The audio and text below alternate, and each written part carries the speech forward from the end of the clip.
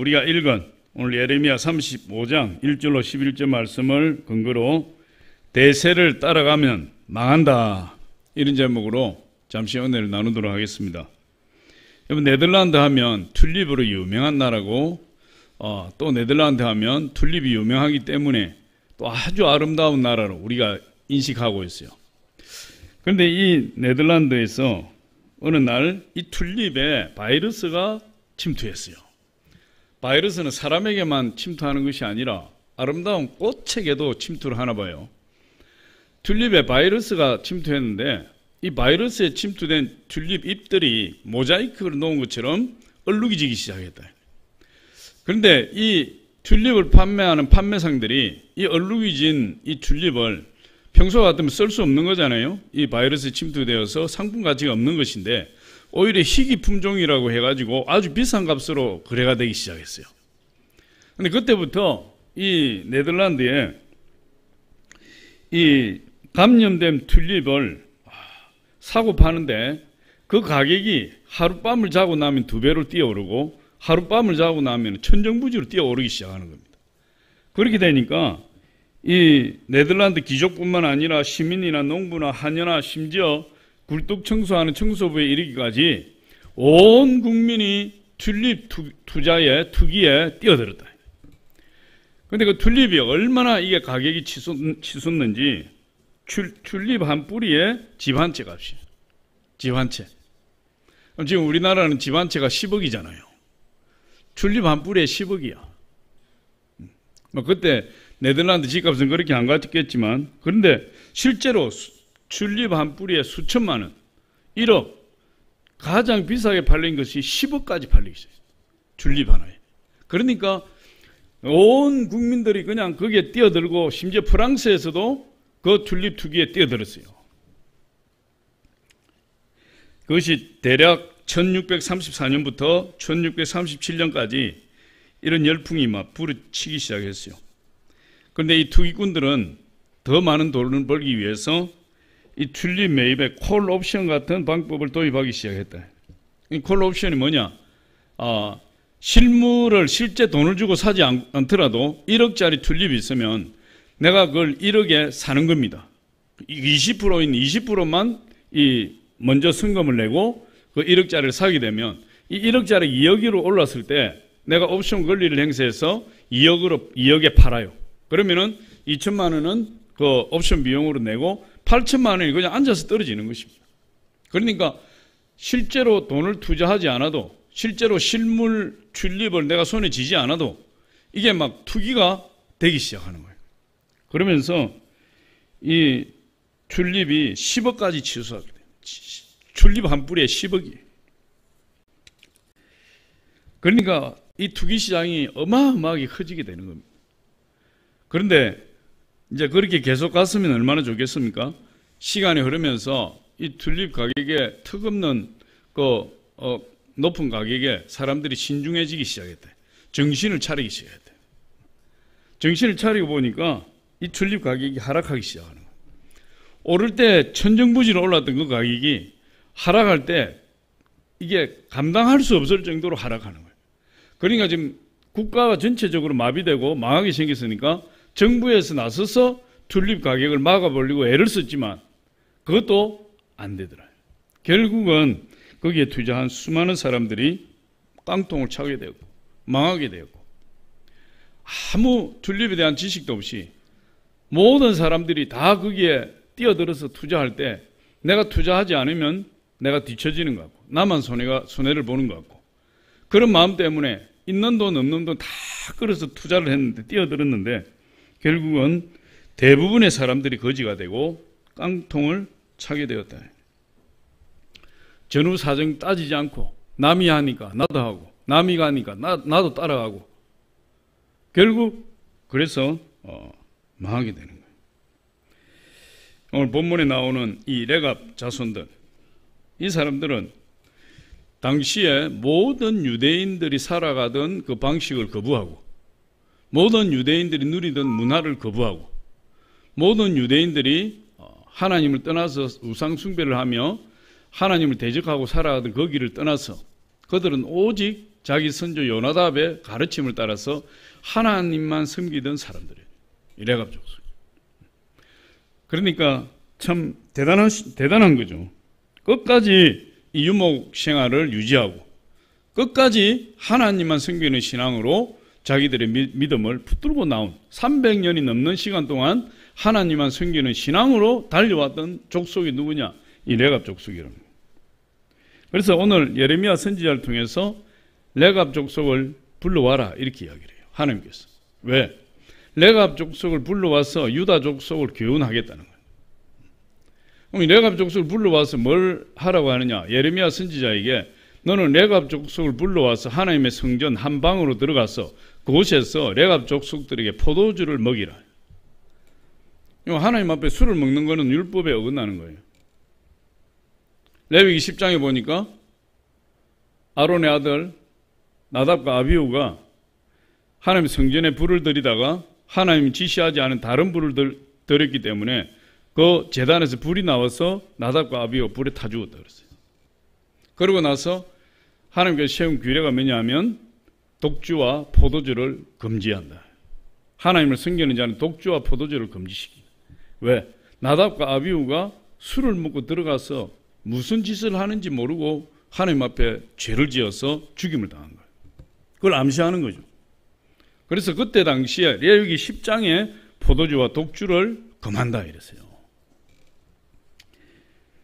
하나님이 유다 족속을 지금 유다 족속은 뭐 포도주가 문제가 아니라 우상 숭배까지 이르는 그런 큰 죄에 빠졌으니까 유다 족속을 깨우치기 위해서 레갑 족속을 불러다가 포도주 같은 단지를 갖다 놓고 잔을 띄워놓고 레갑 족속들에게 포도주를 마시게 하라. 율법을 깨트리게 하라. 하나님의 말씀을 거역하게 하라. 그랬을 때 이 레갑 족속들은 그것을 거절해요. 그걸 거절하고 우리는 우리 조상 요나답이 우리에게 물려준 그 신앙 유산을 따라서 포도주를 마실 수 없습니다 하고 거절해요. 오늘 이 레갑 족속들이 지켜낸 신앙, 오늘날을 살아가는 우리에게도 큰 울림을 주고 있어요. 이 레갑 족속들의 신앙을 통해서 우리가 몇 가지 알아보려고 합니다. 첫 번째로 이 레갑 족속은 신앙 전통을 귀하게 여겼다. 신앙 전통이요. 하나님께서 예레미야 선지자에게 레갑 족속을 불러서 포도주가 든 잔을 마시게 하라. 레갑 족속들이 마시지 않겠습니다. 거절했대.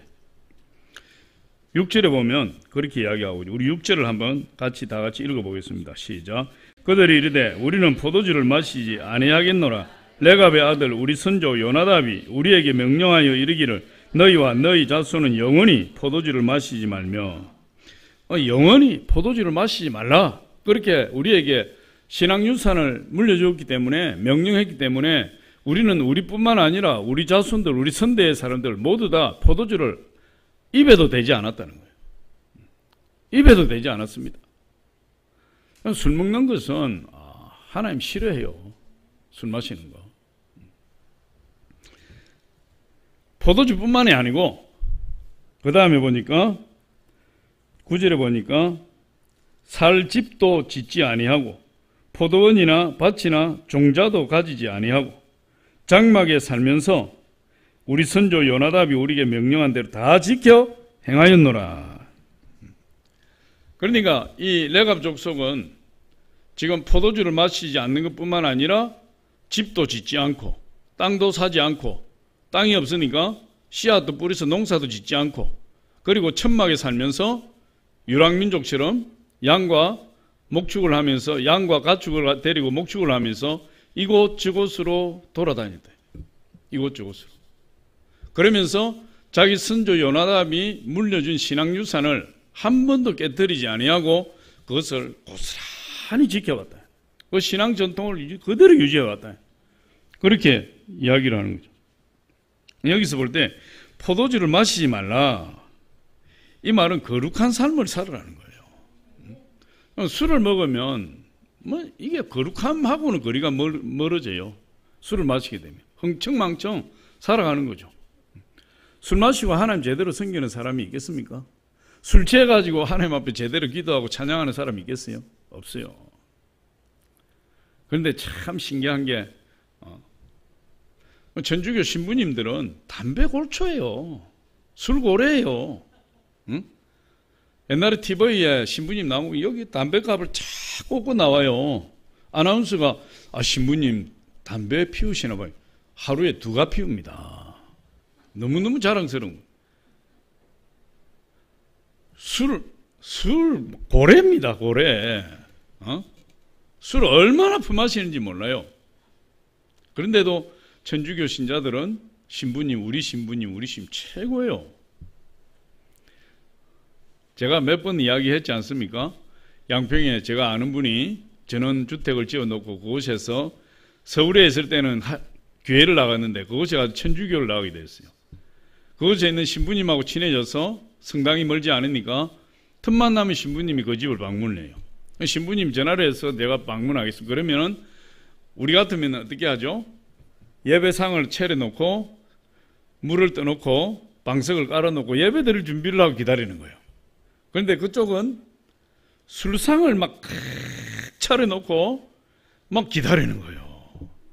그래서 신부님이 와가지고 술을 막 퍼마셔가지고 곤드레 만드레 술이 취해가지고 내가 한숨 자고 가야 되겠다.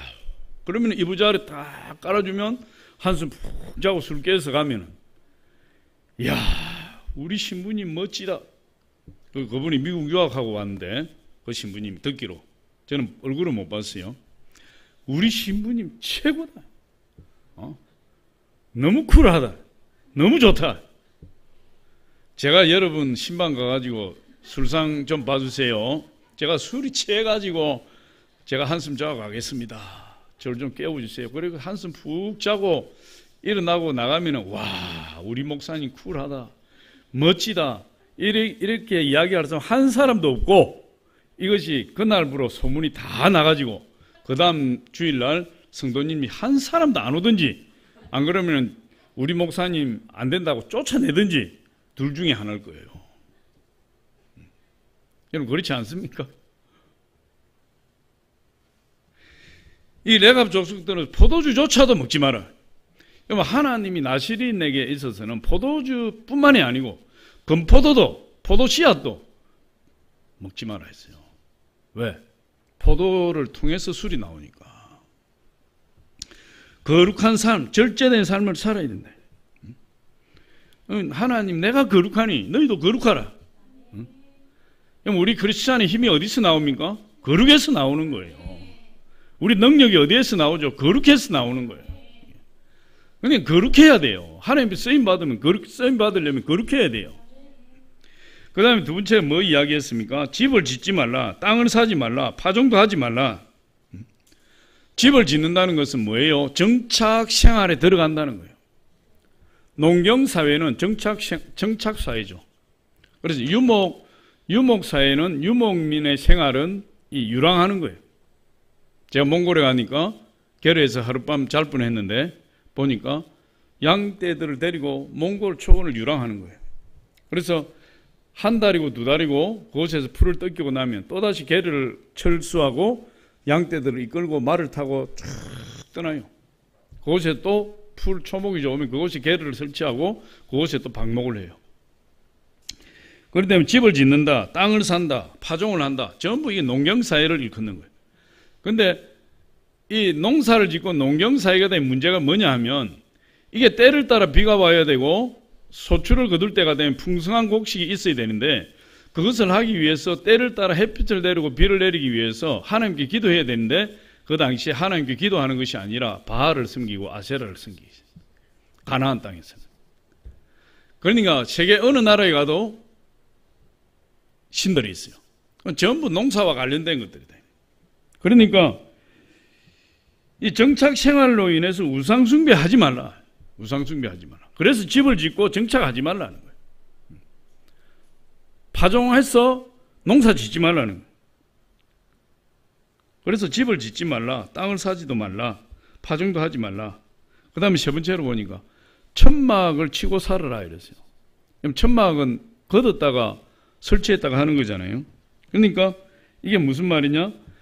하나님의 사람들은, 하나님의 믿음의 사람들은 이 세상에 영원히 살 것이 아니다. 이 세상에 영원히 살 것이 아니다. 육신의 장막을 벗어버리면 우리는 나그네요 순례자로서 더 이상 이 세상에 있을 사람들이 아니다. 너무 이 세상에 집착하고 살지 말라는 거예요. 너무 욕심 가지고 살지 말라는 거예요. 사람이 한번 태어나는 것은 정한 이치요 그 후에는 심판이 있으리라. 한번 태어나면 반드시 죽게 되고 죽은 다음에 심판이 있는 거예요. 지금 삶은 우리가 죽음 이후의 삶을 예비하는 시간이, 이 세상에서 탐욕을 가지고 욕심을 가지고 그 탐욕의 욕심에 사로잡혀 살아가면 안 된다는 거예요. 그런데 우리 사람들 보면 참 신기한 것이 다른 사람은 다 죽어도 자기는 영원히 살 것처럼 생각해요. 저는 요즘 죽음을 많이 생각하고 있어요. 뭐 제가 당 죽겠다 이게 아니고, 제가 지나온 세월을 보니까 눈 깜빡할 사이에 지나가더라. 눈 깜빡할 사이에. 제가 어제 설교를 준비하느라고 어떤 분의 그 양력을 뒤져보니까 이분이 지금 70세가 되는데 60세가 되었을 때 큰 고난도 당하고 어려움도 당했는데 10년이라는 세월이 순식간에 지나가 버린 거예요. 10년이라는 세월이. 그럼 앞으로 10년 남았다, 20년 남았다? 이게 뭐 비슷한 거예요. 10년이 남았든 20년이 남았든 내가 눈 한번 깜빡하면 죽음의 문턱에 와 있는 것입니다. 이 세상에 무슨 욕심을 가지고 살아가겠느냐. 성경에 보니까 빈손으로 왔다가 빈손으로 간다. 공수래 공수거. 이게 불교 용어가 아니고 성경에 나오는 말이에요. 빈손으로 왔다가 빈손으로 가는 인생이 사람이다 이 말이에요. 그러니까 천막에 살아라. 집을 짓고 정착하고 세상 욕망을 따라 살려고 하지 말고 이 세상에서 천국을 예비하는 삶을 살아라. 그것이 하나님 믿는 사람들의 태도라는 거예요.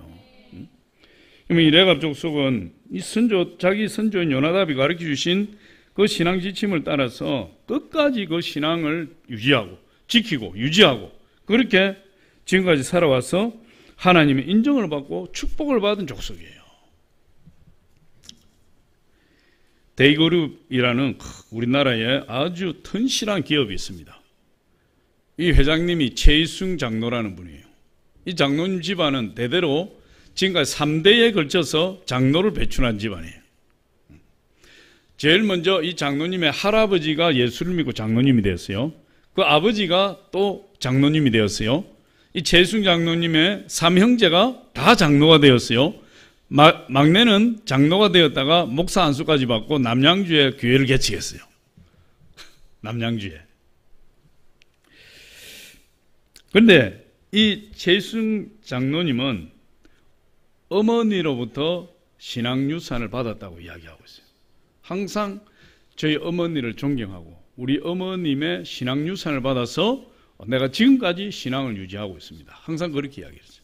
그런데 그 어머니의 신앙유산을 이어받았는데 그 어머니가 물려주신 신앙유산이 크게 세 가지라는 거예요. 크게 세 가지. 첫 번째가 뭐냐? 반드시 주일 성수를 해라. 주일 성수해라. 주일 성수하는데 주일은 가능하면 본교회에서 예배드리라. 본교회에서 주일 성수해라. 그래서 이분은 지금 뭐 세계적인 기업가가 되었기 때문에 외국을 자주 나가요. 자주 나가는데도 가능하면 할 수만 있으면 주일 성수를 피해서 나가고 가능하면 할 수만 있으면 주일 성수를 지키기 위해서 귀국하고 물론 일정이 길어져서 어쩔 수 없으면 어쩔 수 없지만 그 어머니의 신앙유산을 따라서 그렇게 주일 성수하는데 온 전심전력을 다 기울이고 있대요. 이분이요. 그리고 예배 드릴 때 앞자리에 앉아라. 앞자리에. 근데 이게 여러분 록펠러 어머니의 신앙 유산 가르침과 비슷하지 않아요? 그 어머니도 주일 성수를 해라. 본교회에서 가능하면 예배 드리라. 그리고 맨 앞자리에 앉아라 그랬거든요. 두 번째가 뭐냐? 11조를 철저히 드리라. 11조를 11조 하면 분명히 물질을 복을 받는다. 그 어머니가 그렇게 가르친 거예요. 11조 하면 분명히 하나님이 복을 주신다. 농사를 짓더라도 수확의 11조를 철저히 드리라. 그리고 이렇게 가르쳤어요. 11조를 도둑질하면 쌓아둔 재물이 언젠가는 모래성처럼 무너지는 법이다. 그래서 11조를 어떤 경우에도 드려야 된다. 꼭 드려야 된다. 만약 11조를 드리지 않으면 아무리 재물을 많이 쌓아놓았더라도 모래성처럼 허물어질 것이다. 그렇게 해요. 그래서 이 장로님은 그 어머니의 말씀을 듣고 한 번도 11조를 해보지 않은 적이 없다. 11조를 빼먹은 적이 한 번도 없다. 뿐만 아니라 이분은 10의 3조를 드리면서 지금까지 생활해왔다. 11조를 드린 것이 아니라 10의 3조를 드리고 그랬더니 하나님이 그 기업을 세계적인 기업으로 세우셨어요. 세 번째로 그 어머니가 어떤 그 신앙을 유산으로 남겨주셨느냐? 목사님께 순종하라. 목사님께. 근데 이 세 가지를 보니까 주일 성수를 해라, 11조를 철저히 드려, 목사님께 순종해라. 이 다 록펠러 어머니의 신앙 유산과 같아요. 이게. 10가지를 이야기했지만 여기도 자잘한 거 들어가면 한 10가지가 되는 거예요. 목사님께 순종해라. 주의 종을 잘 섬겨라. 주의 종을. 제 입으로 뭐 말하기 민망스럽지만 제 말이 아니고 장로님 어머니의 신앙 유산이다 이 말이에요. 목사님을 잘 섬겨라. 목사님을. 주의 종을 잘 섬기고 절대로 주의 종과 대적하는 일이 없도록 해라. 요새는요, 주의 종이 권위가 떨어졌어요. 주의 종의 권위가 떨어져서 주의 종을 먹사라고 이야기해요. 먹사가 나 뭔 말이냐? 먹는 게 먹사인가벼? 막 욕심 부리고 막 먹는데 막 눈이 그냥 희번덕거리고 막 그래서 먹사예요. 진짜인가 보네. 웃지도 않는 거 보니까. 주의 종을 얼마나 욕을 많이 하는지 몰라. 목사들을 얼마나 욕을 많이 하는지 몰라. 남한테 피해 안 입히고 이렇게 욕먹는 사람도 드물 것 같아요. 남한테 해코지 안 하고 이렇게 그냥 욕만 처먹는 사람도 드물 것 같아요. 그런데 그 장로님의 어머니는 주의 종을 잘 섬기고 주의 종을 대적하는 일이 없도록 해라. 그리고 너의 달란트를 교회와 복음을 위해서 사용해라. 그 달란트. 그렇게 이야기했어요. 이 장로님이 어머님의 가르침을 성경 다음으로 소중하게 여겼다. 평생의 신앙의 지침으로 삼고 어려서부터 예배당이 맨 앞자리에 앉고 지금 결혼해서 자녀들을 건드리고 있지만 그 교회, 섬기는 교회의 맨 앞자리는 이 장로님 가족들 자리라는 거예요. 무조건 앞자리에 오니까 앞자리에 오려면 어떻게 해야 됩니까? 일찍 와야 되니까. 일찍 와서 앞자리에 다 차지하고 앉아버려요. 그렇게 이야기를 해요. 교만한 마음에서 앞자리에 앉는 것이 아니라 예배에 집중하고 하나님의 은혜를 사모해서 앞자리에 앉는다. 우리나라도 참으로 이 신앙유산을 이야기하면 복을 많이 받은 나라예요. 미국의 선교사님들이 우리나라에 들어온 지가 지금 한 130년 가까이 돼가는데 뭐 정확하게 계산해보면 넘어설 수도 있고 한 130년 근자에 이르는데 그 미국의 선교사님들이 들어와서 우리 한국 교회에 좋은 신앙유산을 뿌려줬어요. 특별히 그게 뭐냐? 금주 금연이에요. 술 먹지 말고 하나님을 믿는 사람이 술 도가가 되어서 허랑방탕하면 하나님 기뻐하지 않습니다. 술 드시지 마세요. 하나님 믿는 사람이 담배 피워서 그 성령이 거하시는 전을 굴뚝으로 만들면 안 됩니다. 담배 피우지 마세요. 선교사님 처음에 우리 한국에 오니까 젊은 사람이나 늙은 사람 다 곤방대 물고 뻐끔뻐끔 담배 피고 앉았다 말거리 퍼마시고 막 술이 취해가지고 고함치고 얼굴이 시커매 해가지고 그런 사람들 복음을 다 전하면서 어떻게 했어요? 술을 끊어야 됩니다. 담배를 끊어야 됩니다. 술, 담배 피던 사람들이 교회 들어와가지고 1년 지나고 2년 지나고 10년 지나니까 다 술, 담배 끊어버려요. 술, 담배. 제가 신학교 다닐 때 우리 같이 공부하던 신학생 중에 담배를 못 끊는 사람들이 있었어요. 학교에 나올 때 막 솔잎파리를 따다가 씹어가지고 막 입안에서 그냥 솔잎 냄새가 펄펄 풍기고 막 가결을 하고 양치를 막 몇 번이나 해가지고 막 햇바닥에 발가이 해가지고 와가지고 훅 맡아보세요. 냄새 납니까? 훅. 입에서는 냄새 안 나도 몸에서 나요. 왜 그렇습니까? 그렇게 한국 교회는 금주금년이 뿌리가 내린 거예요. 그러니까 여러분 아까도 잠시 이야기했지만 제가 어디 가서 숨어가지고 담배 한 대 그냥 피웠다가 들켰다 하면 저는 쫓겨나는 거죠. 어디 술집에 가서 아무도 못 알아볼까 하고 모자 푹 눌러쓰고 소주 한 잔 마시다 하면 쫓겨나는 거예요. 이게 이 레갑 족속은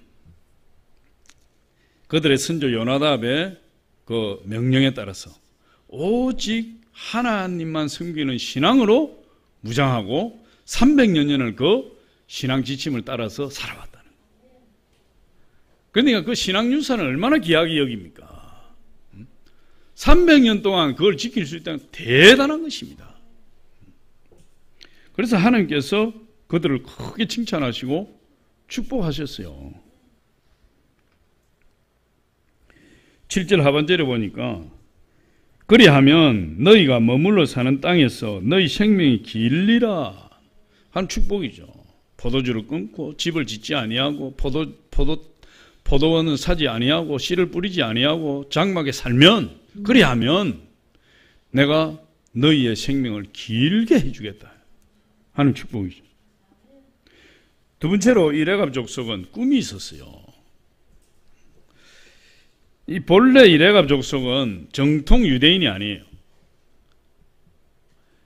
모세가 출애굽을 할 때 이 모세의 장인 이드로가 모세와 같이 합류를 했어요. 그들은 겐 족속이요, 미디안 족속이라 이렇게 이야기했어요. 그래서 이 레갑 족속이 그들의 후예 중에 한 일파로 보는 겁니다. 그런데 정통 유대인이 아니죠. 그런데 이들이 지금 이야기하는 것이 우리 조상 요나답이 우리에게 명령한 그 신앙 지침을 따라서 우리가 포도주를 입에 대지 아니하고 집도 짓지 아니하고 장막에 거하면서 우리가 그 신앙 유산을 지키고 살아가기 때문에 우리는 포도주를 마실 수 없습니다. 이렇게 거절을 했거든요. 그러니까 그들이 이야기하고 있는 그들의 조상 요나답이 누구냐? 요나답이 북이스라엘 아합 왕 때에 바알과 아세라 선지자들이 들어오고 하나님의 종들을 다 처단하고 완전히 우상으로 물들어 버렸어요. 그때 이 하나님의 기름 부음 받은 자가 나타나게 되었는데 그 자가 누구냐면 예후라는 자예요. 예후가 아합의 집안을 청소하는 겁니다. 근데 이 예후가 기름 부음 받아서 이 힘은 가졌는데 지금 이 이스라엘 백성들을 자기가 이 종교 개혁을 일으키는 데 있어서 이스라엘 백성들을 하나로 모을 수 있는 정신적인 지주가 필요했다. 그렇잖아요. 힘이 있다고 다 되는 거 아니에요. 백성들을 하나로 모을 수 있는 정신적인 지주 같은 사람이 있어야 돼요. 그런데 예후가 그 사람을 누구를 선택했느냐? 요나답을 선택한 거예요. 요나답을. 예후가 북이스라엘 종교 개혁을 광풍처럼 몰아붙일 때에 이 요나답과 손을 잡고 종교 개혁을 이루어 나갔다. 열왕기하 10장 15절 우리 같이 한번 읽어보겠습니다. 시작. 예후가 거기에서 떠나가다가 자기를 맞이하는 레갑의 아들 요나답을 만난지라 그의 안부를 묻고 그에게 이르되 내 마음이 내 마음을 향하여 진실함과 같이 내 마음도 진실하냐 하니 요나답이 대답하되 그러하니이다. 이르되 그러면 나와 손을 잡자. 손을 잡으니 예후가 끌어 병거에 올리고. 여기서 요나답이 지금 레갑 족속들이 말하고 있는 우리 선조 요나답이 여호나답으로 나타나고. 그러니까 예후가 지금 뭘 하는 거죠? 이스라엘 땅에서 바알과 아세라 선지자들을 완전 척결하고 종교개혁을 일으키고 있는 거죠. 그때 손을 잡은 사람이 요나답이다. 레갑 족속의 조상인 요나답과 손을 잡고 종교개혁을 해나가는 거죠. 그래서 바알 신상을 다 무너뜨리고 아세라 신상을 다 무너뜨리고 바알 종교와 아세라 종교를 도입했던 아합의 부인 이세벨을 척결하고, 그리고 북이스라엘을 완전히 영적으로 정결케 했어요. 그런데 문제는 이 예후라는 사람이 그렇게 하나님의 권능을 가지고 북이스라엘의 타락한 사회를 정화시켰는데, 이 사람이 하지 않은 것이 하나가 있어요. 그게 뭐냐 하면, 북이스라엘 베델과 단에 금송아지 우상을 세워놓고 금송아지 우상이 절을 했잖아요. 이 예후가 베델과 단에 세워진 금송아지 우상을 처단하지 아니하고 오히려 거기 가서 무릎을 꿇고 금송아지 우상에 절을 하기 있어요. 예후가. 참 아이러니한 거죠. 열왕기하 10장 28절로 29절 한번 보겠습니다. 시작. 예후가 이와 같이 이스라엘 중에서 바알을 멸하였으나 이스라엘에게 범죄하게 한 너밧의 아들 여로보암의 죄, 곧 베델과 단에 있는 금송아지를 섬기는 죄에서는 떠나지 아니하였더라.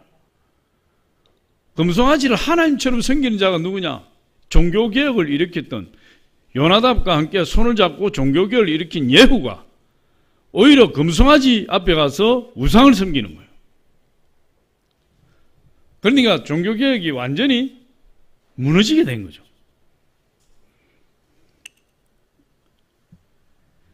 금송아지를 하나님이라고 섬기고 그 금송아지 앞에서 빌고 하나님의 부여와 축복을 그 앞에서 요구하고, 이게 지금 하나님을 섬기는 행위라고 생각하지만 완전히 망할 짓을 하고 있는 거죠. 완전히 저주받을 짓을 하고 있는 것입니다. 그 모습을 요나답이 보았어요. 이야, 하나님께 쓰임받는 저 예후도 어떻게 우상 앞에서 저렇게 무너질 수 있는가? 그것을 요나답이 목격하고 자기 자손들을 모은 거예요. 자기 자손들을 모아놓고 오늘 레갑 족속이 300년 동안 지켜온 그 신앙 유산을 물려주게 됩니다. 그 명령을 하게 됐다.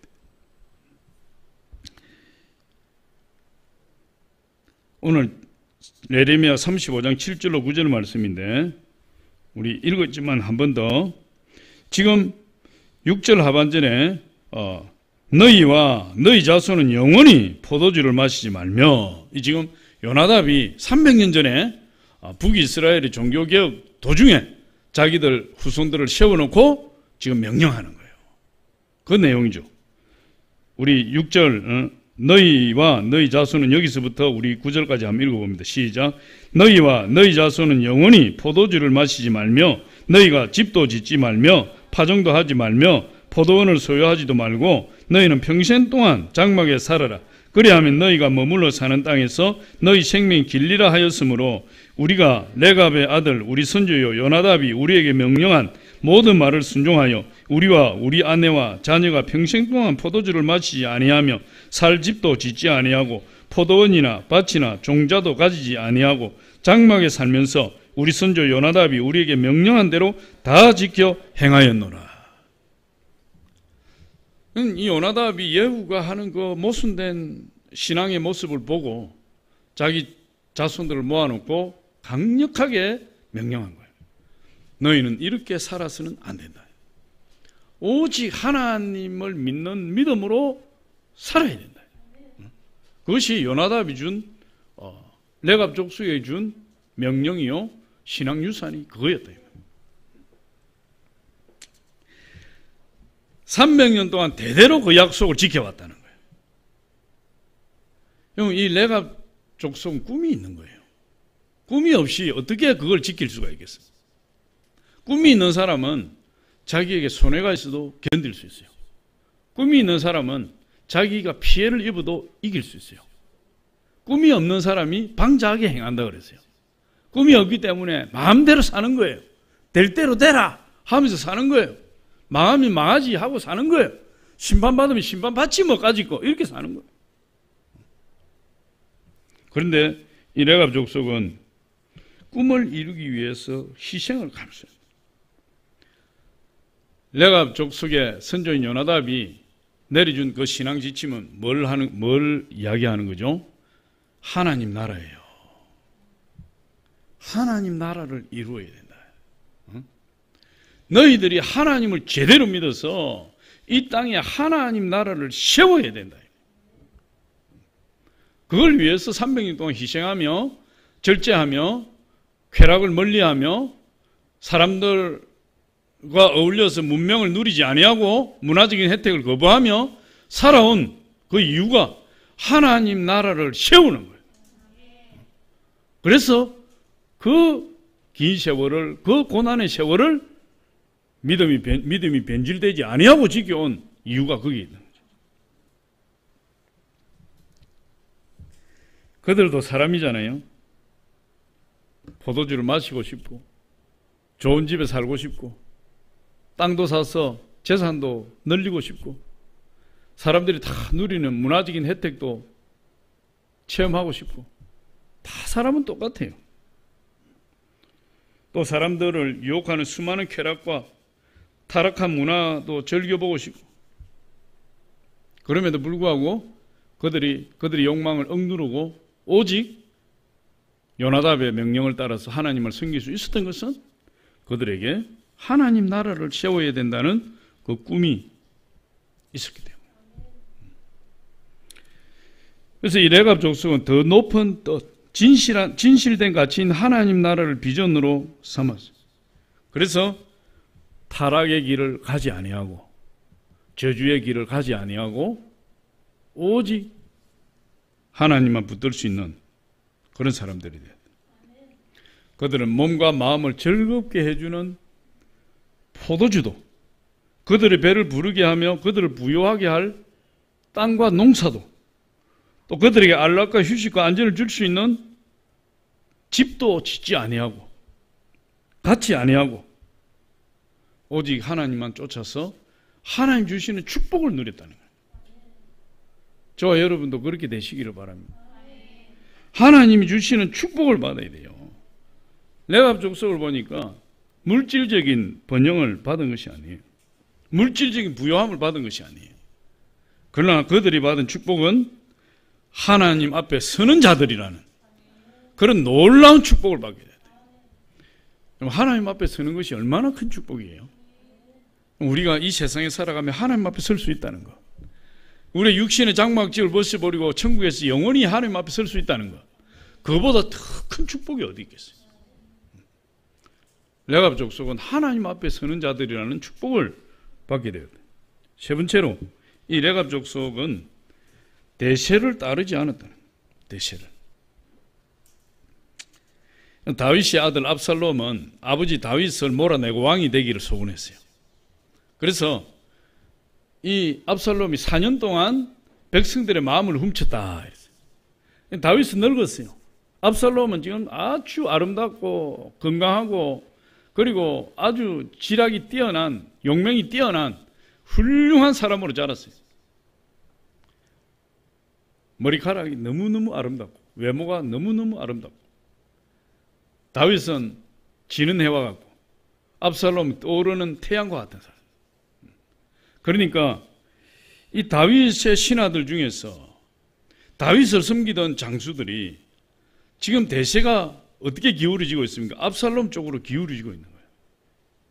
힘의 추가 압살롬 쪽으로 쏠리고 있는 거죠. 그러니까 많은 사람들이 지금 이 힘의 추가 쏠리고 있대. 어디로 가야 되느냐? 끝까지 의리를 지키고 다윗을 섬겨야 되느냐? 그렇지 않으면 떠오르는 태양과 같은 압살롬에 가서 압살롬 출세를 보장받아야 되느냐? 그 기로에 선 거예요. 그런데 성경에 보니까 수많은 사람들이 신하들이 압살롬 쪽으로 갖다 붙어버려요. 압살롬이 아버지 몰래 왕이 되려고 헤브론으로 가요. 예루살렘에서 헤브론을 떠나는데 그 추종자들이 200명이었다. 200명. 그 200명이 다 다윗을 섬기다가 압살롬을 섬기는 쪽으로 선택해요. 힘이 있으면 쏠리게 돼 있어요. 지금 우리나라도 차기 대권 후보 설문조사가 심심찮게 올라오는데 1위가 이재명 경기지사가 되었다가 이낙연 여권 대표가 되었다가 엎치락 뒤치락 해요. 그런데 불과 한 몇 개월 전만 해도 이낙연 총리가 월등하게 높았거든. 그런데 이재명 지사가 역전을 시킨 적이 있어요. 최근에 와서 이재명 지사가 뭘 주장하느냐. 전 국민에게 2차 재난지원금을 주자. 공평하게 주자. 부자도 주자. 가난한 사람도 주자. 세금 많이 낸 사람에게 차별하면 그 사람들이 세금 낼 맛이 나겠느냐? 그들에게도 부자라도 줘야 된다. 주자. 이낙연 대표는 아니다. 차등 지급해야 된다. 지금처럼 자영업자들이나 가난한 자들이 고통받고 있는 이때에 부자들에게 갈 돈을 두껍게 해서 가난한 자들에게 줘야 된다. 당론이 가난한 자들에게 주기로 차등 지급하기로 정해졌어요. 정해졌나? 모르겠어요. 그런데 제가 이야기하고자 하는 말은 이재명 지사가 대권 선호도 1위예요. 그랬더니 여권에서 수많은 국회의원들이 전 국민에게 차별 없이 재난지원금 줘야 된다. 자기들 철학에서 나오는 것이 아니에요. 힘 있는 정치인이 대권의 유력한 주자가 그런 주장을 하니까 추가 어디로 쏠리는 거죠? 그 사람한테 쏠리는 거예요. 그 사람 쪽에 붙어야 출세길이 열리는 거예요. 그 사람 주장을 옹호해야 눈도장 찍는 거예요. 지금 압살롬 똑같아요.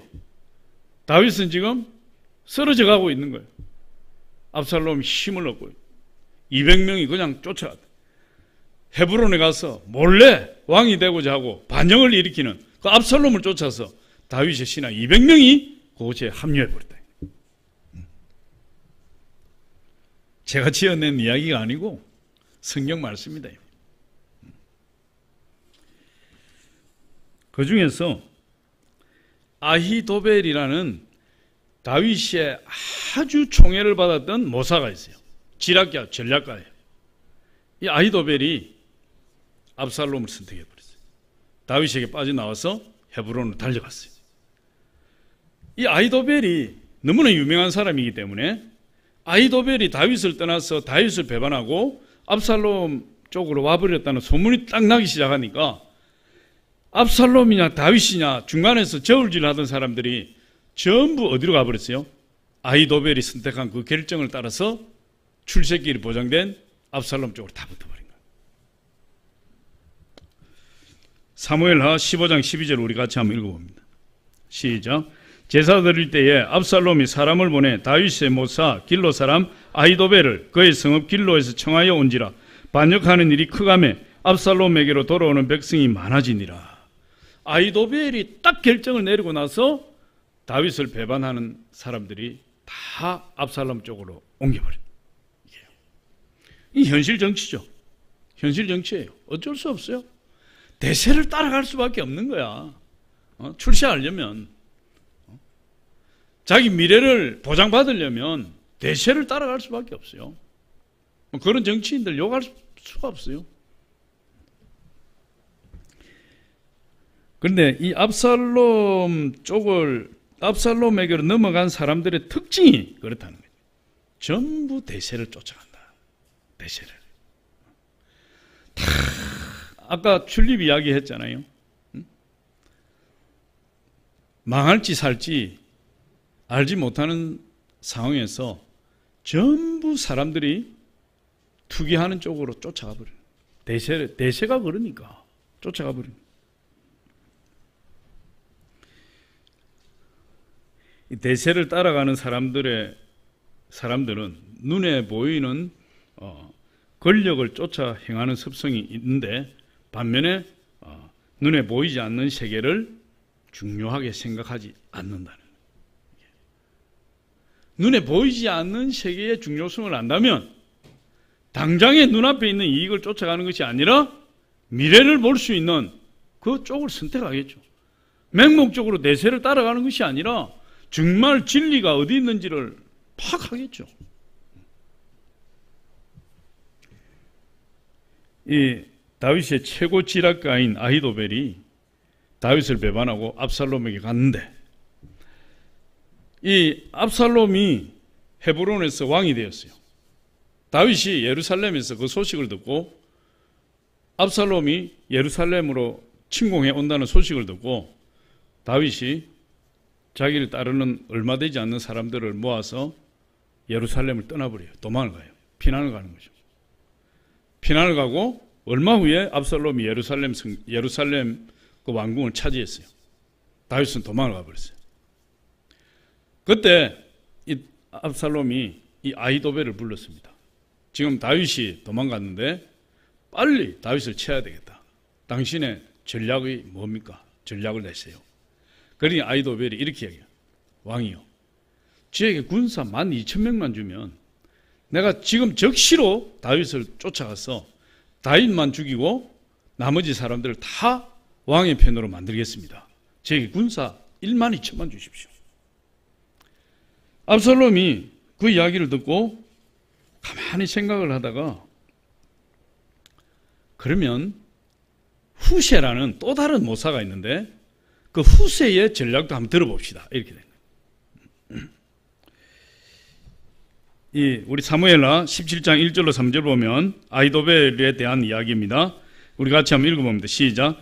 아히도벨이 또 압살롬이 이르되 이제 내가 사람 12,000명을 택하게 하소서. 오늘 밤에 내가 일어나서 다윗의 뒤를 추적하여 그가 고나고 힘이 빠졌을 때 기습하여 그를 무섭게 하면 그와 함께 있는 모든 백성이 도망하리니 내가 다윗 왕만 쳐 죽이고 모든 백성이 당신께 돌아오게 하리니 모든 사람이 돌아오기는 왕이 찾는 이 사람에게 달렸습니다.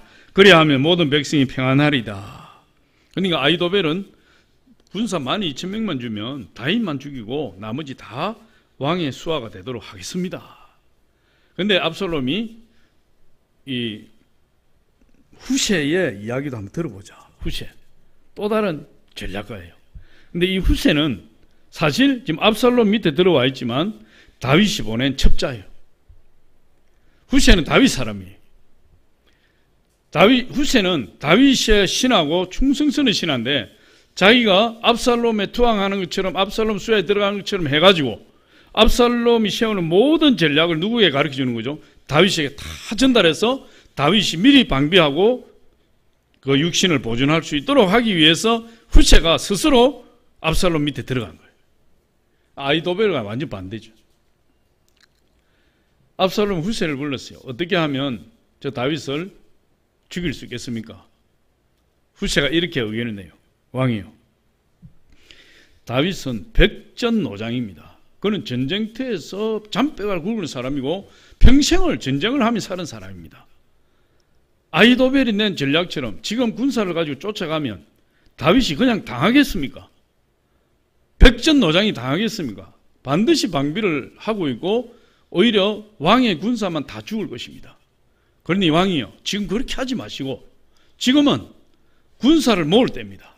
전국에 통제해서 군사를 모으고 군대를 완비해서 그때 가서 다윗 왕을 쫓아가서 죽이면 반드시 이 나라가 왕의 나라가 될 것입니다. 후세가 그런 전략을 낸 거예요. 왜? 다윗이 도망갈 시간을 벌어주는 거예요. 그런데 압살롬이 누구의 전략을, 아히도벨이냐 후세냐, 누구의 전략을 선택했냐? 후세의 전략을 선택했어요. 맞다, 우리 아버지는 전쟁터에서 잔뼈가 굵은 사람, 전쟁터에서. 아히도벨이 자기의 전략을 압살롬이 선택하지 않고 채택하지 않았다는 소식을 듣고는 말을 타고 자기 집에 가서 목매달아 자살해버렸다. 사무엘하 17장 23절로 우리 같이 한번 읽어봅니다. 시작. 아히도벨이 자기 계략이 시행되지 못함을 보고 나귀에 안장을 지우고 일어나 고향으로 돌아가 자기 집에 이르러 집을 정리하고 스스로 목매어 죽음에 그의 조상이 무에 장사되니라. 아히도벨은 다윗 왕의 총애를 입은 사람이요, 다윗 왕의 인정을 받은 사람이요, 다윗 왕이 굉장히 중용했던 위대한 다윗 왕의 신하예요. 그런데 그가 성공에 눈이 멀어서 선택을 잘못함으로 그 인생이 비참하게 끝나고 말합니다. 하나님의 사람들은 모든 사람들이 선호하는 출세길, 성공의 길, 수많은 사람들이 찾아가는 넓은 길, 넓은 문. 비록 모든 사람들이 거기를 간다 할지라도 하나님의 사람들은 대세를 따라가 망하는 거예요. 우리는 오직 진리를 붙들어야 될 사람들이에요. 할렐루야. 우리나라 제약회사로는 드물게 중견기업으로 성장한 회사가 있어요. 한국 유나이티드 제약회사예요. 이 회사의 회장이 광덕영 회장이라는 분이. 이분이 교회를 설립했어요. 한국에서 제약회사를 설립한다. 이건 뭐 살아남을 확률이 거의 없는 거예요. 그럼에도 불구하고 이분이 한국에 제약회사를 설립하고 조그마한 기업으로부터 시작을 한 거예요. 지금은 큰 기업이 됐습니다. 제가 인터넷을 찾아서 이분에 대한 기사를 조금 제가 책도 있지만 그 책을 읽고 이분에 대한 기사를 좀 더 자세히 찾으려고 인터넷에 쳐보니까 한국 유나이티드 제약회사가 딱 치니까 한국 유나이티드 주가 이렇게 나오더라고요. 클릭을 해보니까 이 주식 시장에서 매매가 일시 중단됐어요. 한국 유나이티드 제약회사가. 왜 매매가 중단되느냐? 이게 한 며칠 만에 4배가 뛰어버렸다. 주식 가격이. 그래서 뭐 갑자기 막 상한가를 막 30%씩 치니까 이 4배가 뛰어버린 거예요. 그래서 일시 중지. 혹여나 위험 요소가 있을까 봐. 그런데 왜 그렇게 뛰었느냐? 보니까 이 코로나19 바이러스 치료제를 지금 개발하고 있다는 정보가 새 나간 거예요. 지금도 그렇게 잘 나가는 회사예요. 아주 대단한 회사죠. 수출을 엄청나게 하는 회사예요. 제약회사로서. 그런데 이 제약회사를 딱 설립하고 나서 영업사원들을 모아놓고 이렇게 이야기했어요. 당신들은 앞으로 술 접대 하지 마시오. 술 접대. 그럼 제약회사 영업이 유명하잖아요. 우리나라 텔레비에도 많이 나오고 보도에 많이 나왔잖아요. 그럼 제약회사가 많고 그 약 비슷한 약들이 많은데 그 의사나 원장이 그 약을 선택하면 그 약을 쓰는 거예요. 그 약을 안 쓰더라도 비슷한 약효를 가진 약들이 많기 때문에 선택을 하면 그 약이 그냥 팔리는 거예요. 그러니까 제약회사 영업사원들이 뭐예요? 뒷돈을 가지고 원장을 찾아가죠. 의사들 다 찾아다니면서 귀한 선물을 하죠. 술 접대하죠. 로비가 어마어마한 거예요. 이 제약회사의 로비가. 그런데 이 강덕영 회장이 조그마한 제약회사를 차려놓고 우리는 술 접대 안 합니다. 그럼 어떻게 해야 됩니까? 갈 때 케이크 하나 사가세요. 수백만 원, 수천만 원이 오고 가는 뒷거래가 일어나는 그 로비의 현장에 많은 남짓한 케이크 하나 들고 와서 영업하라는 거예요. 그때 당시에 영업사원들의 그 반응을 보고 이 강덕영 회장님이 이렇게 이야기했어요. 처음에는 영업을 하지 말라는 것이냐는 볼멘 소리가 터져 나왔지만 시간이 지날수록 시간이 흐르면서 고객들 사이에 이 기업은 다르구나 하는 정서가 생겨나기 시작했다. 그때부터 케이크 하나를 가지고 모든 영업을 다 하게 됩니다. 하나님이 그런 기업을 어마어마하게 키워주신 거예요. 모든 회사가, 모든 제약회사가 다 뒷돈을 싸들고 얼마나 로비를 많이 했든지 술상무라는 직책이 있잖아요. 우리나라에. 제약회사뿐만 아니라. 그렇게 치열한 로비전을 통해서 약을 하나 파는 그런 시대에 모든 회사가 다 거기를 가고 있는 그 시대에 이 한국 유나이티드 제약회사만 그 영업을 하지 않는다. 우리는 케이크 하나 사들고 간다. 그래서 성공했어요. 그래서 세계적인 기업이 됐어요. 세상 사람들이 다 가는 길, 세상 사람들이 다 하고 있는 방법, 모든 사람들이 해야 된다고 하는 지금 대세가 그렇다고 말하는 것, 그걸 거절하는 것이 신앙이고 그걸 거절하는 것이 용기예요.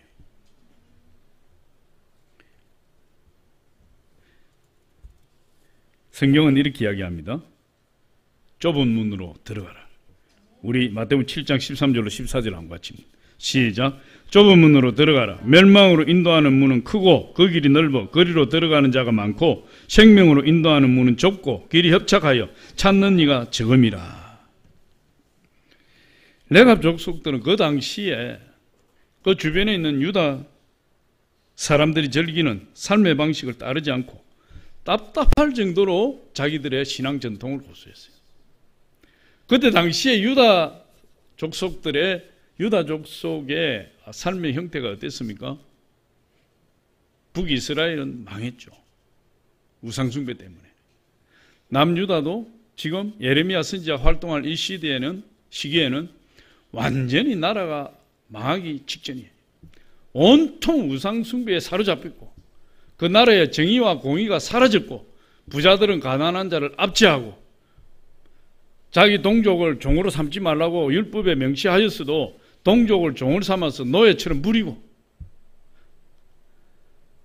하나님의 언약을 깨뜨리고 말씀을 짓밟고 완전히 하나님 심판에 임하기 직전에 그런 상황에서 레갑 족속들은 전혀 그들의 삶을 부러워하지 아니하고 들로 산중으로 다니면서 자기들의 신앙을 온전히 고수했다. 그들도 아까 이야기했지만 인간의 욕구가 없겠습니까? 인생을 즐기고 싶은 욕구, 떠돌이 생활을 청산하고 정착하여 사람답게 살고 싶은 마음, 땅도 사고 집도 짓고 부자가 되어 온 가족이 오순도순 행복하게 살고 싶은 욕망 다 있을 거예요. 그러나 다 내려놨어요. 다 내려놓고 오직 자기 선조 요나답이 명령한 신앙 전통을 붙들고 하나님만 섬기고 왔다. 이러한 레갑 족속을 하나님 사랑하셔서 축복하셨어요. 그 축복이 오늘 35장 18절 19절이 우리 같이 한번 읽어보겠습니다. 시작. 예레미야가 레갑 사람의 가문에게 이르되 만군의 여호와 이스라엘 하나님께서 이와 같이 말씀하시기를 너희가 너희 선조 요나답의 명령을 순종하여 그의 모든 규율을 지키며 그가 너희에게 명령한 것을 행하였도다. 그러므로 만군의 여호와 이스라엘의 하나님께서 이와 같이 말씀하시니라. 레갑의 아들 요나답에게서 내가 앞에 설 사람이 영원히 끊어지지 아니하리라 하시니. 레갑 족속이 하나님 앞에 영원히 서게 될 것이다. 영원히 서게 될 것이다. 그럼 구약에서 하나님 앞에 선다는 것은요, 제사장이나 레위 족속만 이야기하는 거예요. 제사장이나 레위 지파 사람만 이야기해요. 하나님만 섬기는 사람들. 근데 레갑 족속은 정통 유대인도 아니요. 더군다나 레위 지파도 아니요. 아론의 후손도 아니요. 전혀 관계없는 그들이 영원히 하나님 앞에 설 수 있는 특권, 축복을 누리게 된다. 왜 그렇습니까? 모든 사람들이 다 가는 그런 길을 가지 아니하고 오직 하나님 신앙으로 똘똘 뭉쳐서 좁은 길로 간 그들에게 주시는 축복이에요. 코로나19 때문에 우리 일상생활에 많은 변화가 일어나고 있어요. 특별히 세상을 보는 눈빛이, 세상이 교회를 보는 눈빛이 달라졌어요.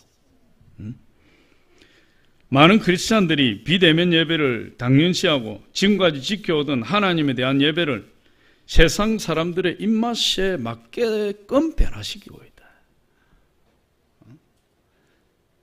세상 사람들이 이렇게 예배를 드려야 됩니다 하면 그렇게 가는 거예요. 레갑 족속을 통해서 우리에게 주시는 하나님 메시지가 뭐겠어요? 너희가 세상 사람들이 원하는 예배를 드리겠느냐? 하나님이 원하는 예배를 드리겠느냐? 거기에 대해서 이야기하는 거예요. 지금 교회가 세상이 원하는 입맛대로 예배를 드리고 있다. 하나님이 이 비대면 예배를 원하실까요? 크리스찬들이 먼저 두려워하고 크리스찬들이 먼저 세상 사람 요구하기 전에 그 요구 조건을 맞추고 레갑 족속은 그렇게 살지 않았다는 거예요. 하나님 말씀을 지키기 위해서 모든 희생을 감수하고 신앙을 지켜왔다. 그랬을 때 하나님이 그들에게 복을 주셨다. 저와 여러분도